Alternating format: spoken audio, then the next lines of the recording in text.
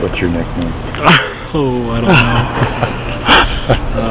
know. Who should he be? Right now we're nothing. Alright. Done with the truck. Check this thing out.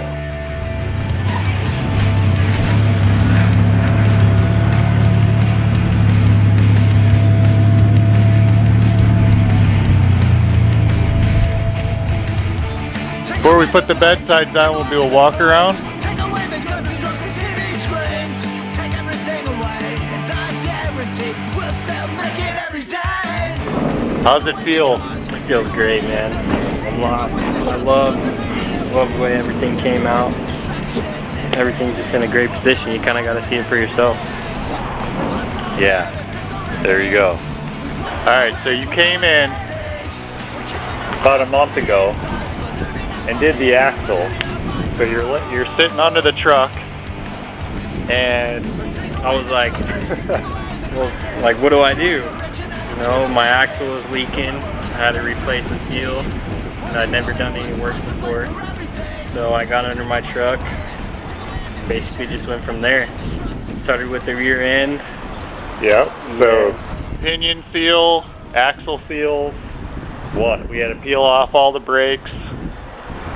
Off the brakes, take out the shafts. So yeah, laying under the thing, we had it up pretty high, so that was nice. And then like hand them a grinder, which is scary as hell. You know, it's like it's not very intuitive how to hold it, and it wants to shoot out of your hands and kick. And so we got through all that. We cut the truck apart, which was, what was that like? That was pretty scary, but you know, I trusted the outcome, and this is what we got. Yeah, so we cut the truck in half, and then if you look at the original, everything was sort of trussed to where the shocks used to be. And so all of this stuff came up to this point here, and so when we cut it in half, we ran the bar through the cab.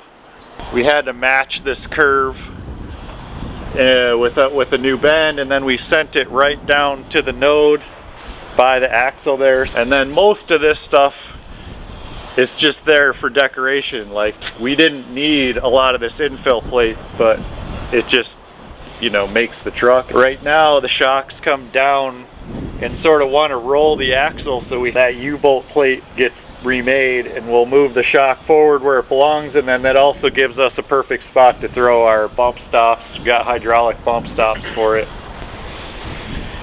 But yeah, why did we do all that?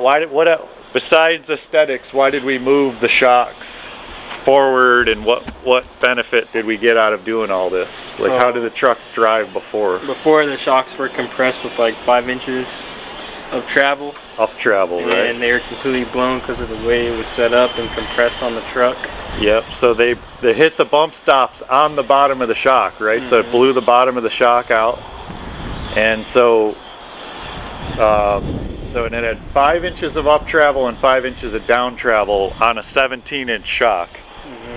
So we unlocked a lot of that travel, so now it bumps out before the shock bottoms out, right? And it bumps all the way to the frame. So we have 10 inches of up travel and 5 down, giving us the full 15 inches of travel, an inch for margin up top and an inch for margin up at the bottom.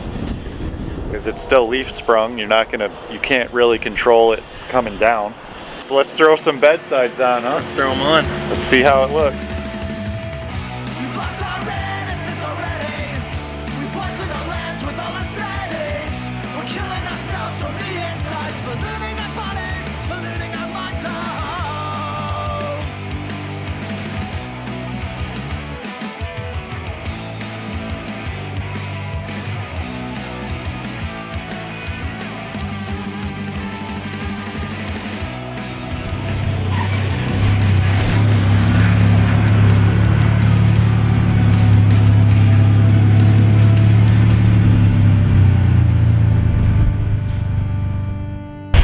What are you gonna do with the truck next? So the next step is basically take the truck out and see if it'll even bump on the frame, because it would be to add bump stops, but we don't even know if the leaves could take it.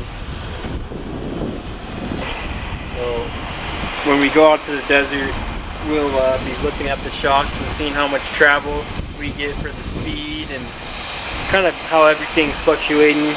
Next, you got to get it to the desert and smash it. Yeah.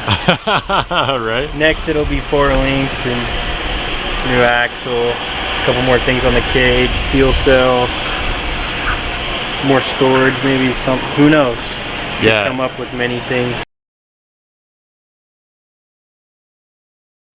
We put out the solicitation for people to get involved. He answered and checked that truck out. That thing, it was cool to begin with, but that whole hunchback sort of SUV style cage, that was common around 2000 era. That's just how they built them back then, and everybody was hung up on all the shock has to be perpendicular to the axle, and so you have the 17-inch shock, which means the full length is something like 40 inches, and so it's halfway out of the bed.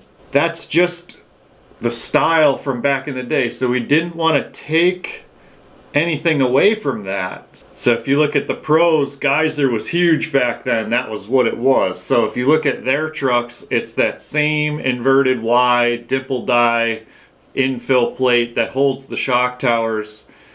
So we kind of worked with that a little bit, and that's what we came up with. But what I like the most is that he did it. You heard him. He didn't even know how to do an axle seal, and then we cut his truck in half and rebuilt it to that. I think we nailed it. He did a fantastic job. Everything I could hope for from this channel. We put out the call soliciting invitations to get involved, and he answered. Let's give him a huge round of applause. From an editing standpoint, this video sucks. It's everything I could hope for this channel. He got involved, and he got a badass truck out of it. Comment below if you think your project should be next. Come hold a camera, get involved. Obviously, we need more B-roll. Would have made this video way better and much more tolerable, but whatever.